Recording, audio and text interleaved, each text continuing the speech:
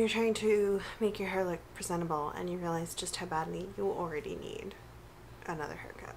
Hello BookTube, it's Lane Cooper here, and today I am bringing you not actually a Friday reads because this video is definitely not going to be going up on a Friday. So I had totally planned on doing a TBR for March because there's quite a few books that I'm going to be reading this month. It's pretty structured, like the list of things I have to get through, but man, it's already the 11th of March and I just didn't get around to filming a TBR ever at all. So you're getting a currently reading video instead.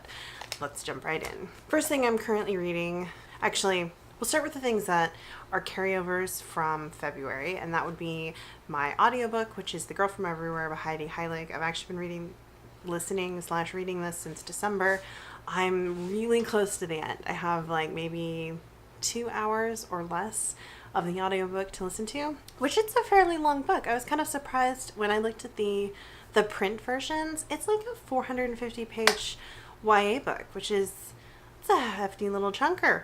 But anyway, so I'm really close to the end of this. I hope, I'm thinking I will actually finish it this month. You know me, I'm like really slow about getting through audiobooks just because I don't listen to them very often. I can only listen to them under certain circumstances.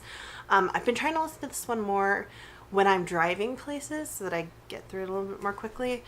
So far, I'm really liking it. I really love the protagonist, whose name I'm now Nyx. I really love Nyx. I really love Cashmere, and the whole world, the whole conceit is really cool. But I'll talk more about it once I read the end, because I'm really hoping it's good.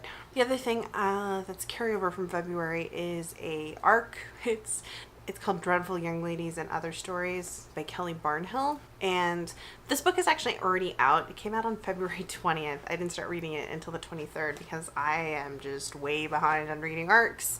This is Kelly Barnhill's short story collection of mostly like strange and fantastical short stories. I'm trying to think if there have been any that didn't have a fantastic element of some sort, and I don't think there have been. I really like this collection. I'm reading it really slowly just because that's kind of how I read short story collections. I try to read kind of one at a time, and I don't tend to read huge chunks in a single day of a short story collection. But so far, like, I've enjoyed all of the stories in this collection. I'm about halfway through it, and I definitely see it being a solidly like 4-star collection.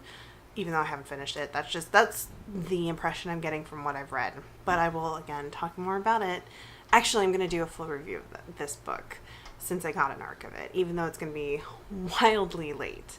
I will do a full review of it. It's more of what I thought The Beginning of the World in the Middle of the Night was going to be, but wasn't. The newest thing I picked up is All Systems Red by Martha Wells. This, of course, has been nominated in the short fiction category of the BookTube SFF Awards.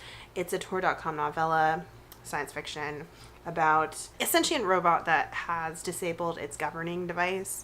I haven't gotten very far. I'm only like 30 pages into it, give or take. So I haven't gotten super far in.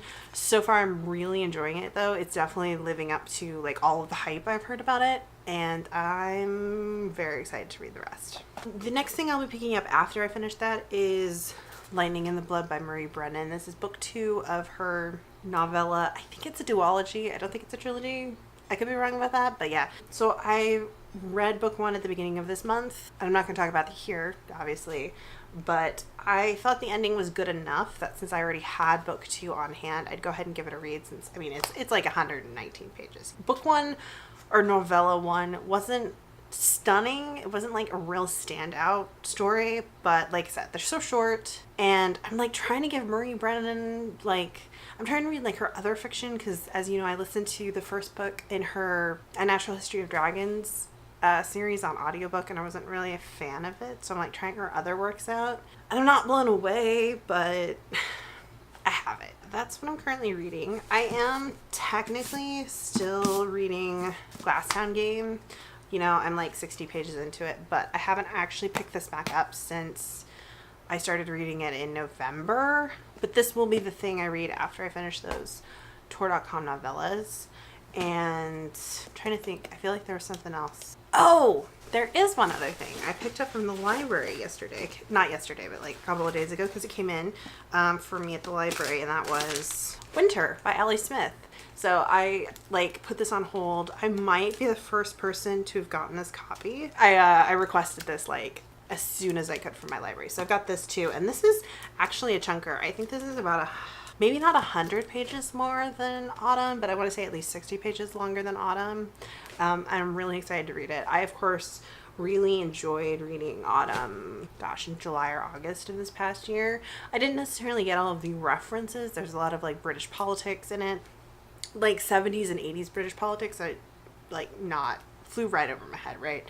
But I really enjoyed Ali Smith's writing style and her use of imagery and her use of like really crisp descriptions of like everyday events. They really resonated with me, and I again heard nothing but really positive things about it so far, so I'm excited.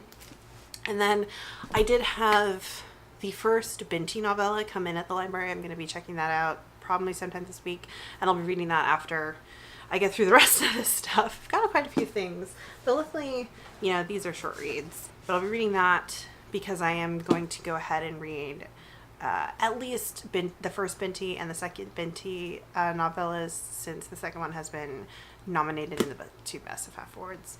And if I really enjoy them, I'll go ahead and get the third one. But it's kind of like we'll see. We'll see how I get on, since I've never read any Nnedi Okorafor before.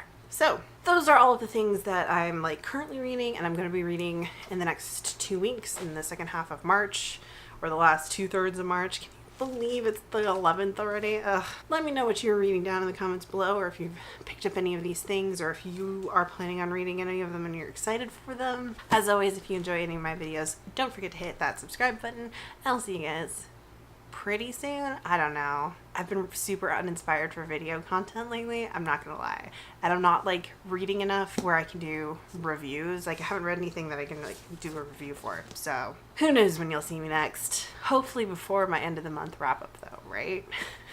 Bye.